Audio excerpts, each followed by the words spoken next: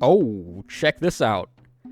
Alright, so we have a new double special heroes banner, and also SDS, I guess.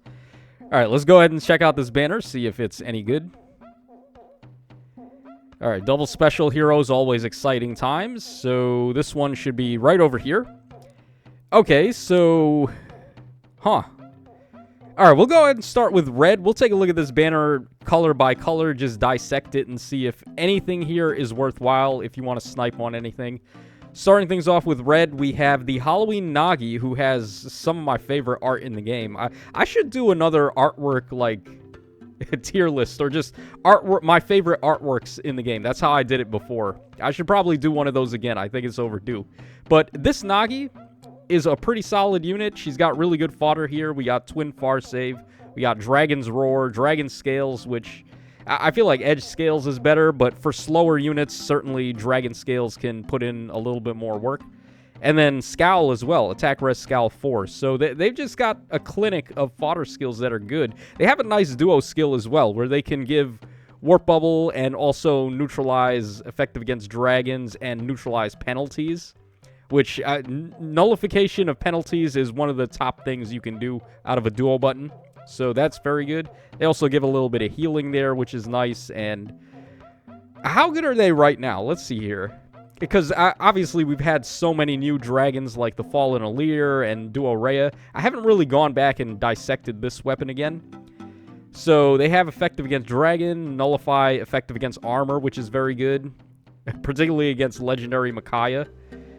Okay, they have distant counter built in. They've got 80% DR against AoEs, which could be good against a unit like Emblem Sigurd, for example. They might actually be better as a near save than a far save, to tell you the truth. Because, they default as a far save, but the AoE protection is a little better, I think, in melee matchups. They also have Weapon Triangle advantage against Colorless, which is pretty clutch. They get the special jump prior to their first attack, or...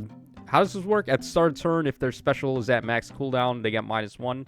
So basically, they just get Quicken Pulse at the start of every turn if they have max cooldown. And then also, possibly all stats of 14. If they trigger save, it's all stats of 14 with no condition. 20% DR based on res. 7 HP recovery after combat. And then also -1 cooldown... When is that? After combat? Yeah, after combat, -1 cooldown. So they have Times Pulse 4 essentially built in. And they also give a little bit of support, too. They're giving attack, defense, and res support to allies in 3 spaces and recovery. So they hold up pretty well. I haven't looked at this unit's weapon in a while, and yeah, they are still actually pretty solid. So not a bad unit by any means. They are, of course, accompanied by the Winter for Mortise, who's got, like, again, another unit with God tier art. This was, like, one of the craziest arts in the game. He's got Shield Fighter, which is a pretty nice fodder skill. He's got Briar Far Save, which I think he's still the only unit that has a Briar skill. I'm not sure if they did any other Briar skills, but at this point, it's kind of moot, because Shield Fighter is on the way out the door with all of the units that are just nullifying Aegis and Pavis nowadays, like Attuned Alm and Legendary Ira and so on and so forth. So you don't really want to be susceptible to that. So I think going for twin near save or far save and then having like Armored Blaze or Armored Flow or whatever is probably better now. So yeah, but he's still pretty solid. He's a really nice far saver, obviously, and he still has Fomortis shenanigans where he can end an enemy's action that hasn't even done anything yet, as long as he lives a round of combat. So still a pretty maniacal unit there. So red is pretty good. All right, then on blue, we have the Summer Hareed here, who, of course, he's pretty good because he gives the support of Frozen, right? Frozen's pretty good support for slower units you want to make, or not just slower units, but everybody, I guess, because it just makes it harder for the foes to W, which is obviously good, and a counter to null follow-up in some ways. He's also got true damage here, 20% based on defense, and 20% DR based on defense as well. So yeah, pretty solid unit overall. I remember him being a little slept on when he came out. It's just that He also came out next to the Ice Tribe Fiorm, who kind of reset the meta with the introduction of Shield Fighter and things like that. So it's a little understandable, but at the same time, this guy is pretty good. And he does have Odd Defense Wave, which is nice fodder, giving you tempo and then defense up 6, and also to allies as well. So yeah, pretty good blue unit there. He's accompanied by the Spring Mirabilis. Pretty solid demote. Actually, I think she's one of my favorite demotes ever. She's also like one of my favorite dancers ever, because her unique dance is giving bonus doubler and inflicting panic. So she does like a buff and a debuff to the enemies at the same time, which is pretty good. So overall, a nice unit, even though she's only a 4-star, but you would only need to get one copy of her, really. It's not really recommended to go for a +10 on this unit. She's not really arena ready in terms of score, but one copy is just like a one and done, and you're good to go with her, so that's nice. Okay, then on green, we have the Winter Shez, who's still a pretty good unit. She has Pulse Smog and Full Disarm. I think Full Disarm is okay, but Pulse Smog is really... I mean, considering how restricted this skill is, that it's only available to daggers, and that even on them, it's not like that crazy. It's just really giving Scowl for the most part. I don't know about this one, man. Especially not compared to the other dagger skills like Lookout, Assault, and Lookout Force. Like all those new Lookout skills that have distance swap. Those are just way better. She is effective against everybody, though, basically. With Swift Ice, she's got effective damage. She's got a ton of stats there. She's one of the best recipients of the Lin Ring, and I also like her support a lot, too. She gives attack and speed up 6, insighted, and special acceleration per hit to allies in 2 spaces. She's also a brave attacker, which is not the easiest thing to come by for range right now, considering the Erica ring is only available to melee types. So she's still a very good unit. Good user of the Lin ring as well, and she's accompanied by Ninja Diamont over here. Now, he's got great fodder. He has attack and defense Spiked Wall, Boulder, and Emblem Tempest. I think he's the only unit that has Boulder at the moment, so that is pretty good. He's also a surprisingly good unit himself. Believe it or not, like he's actually a nice wall breaker, because he's got like a lot of stat swings. If Boulder is able to proc twice, that could be pretty good. If you've got like Fallen Alir support, giving him the ability to go ahead and use that twice could be good. And he just, like, with his brave attacking and the amount of true damage that he gets here, let's see, 25% based on defense. He cuts DR, and then he's getting a lot of true damage from somewhere. Yeah, it's 25% of his defense, basically, for both the DR and the true damage. So he's pretty solid. Got nothing really bad to say about him, necessarily. So green is also good. And then finally, on colorless, we have the Ninja Lucina, who is still one of the better units in the game. Probably the best arena unit in the game as well, with her duo button and her swap support. Like, all that stuff is pretty crazy.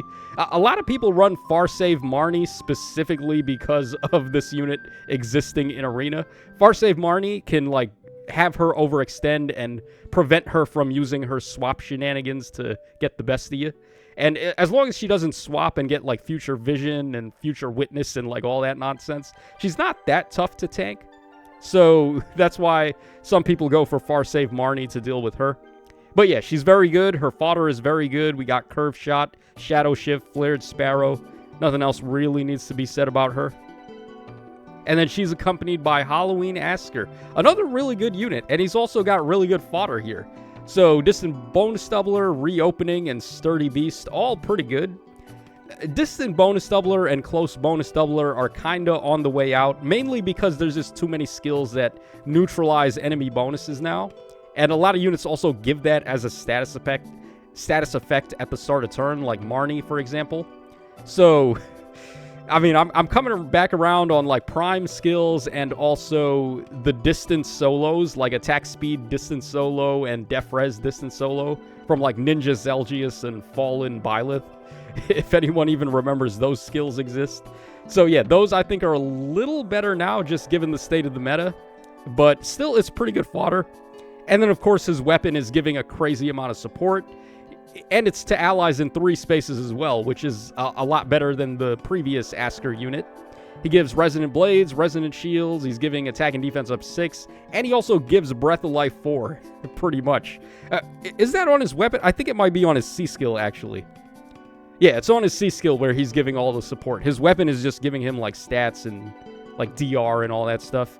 So yeah, he's a very great support unit. He's just a very good unit in general.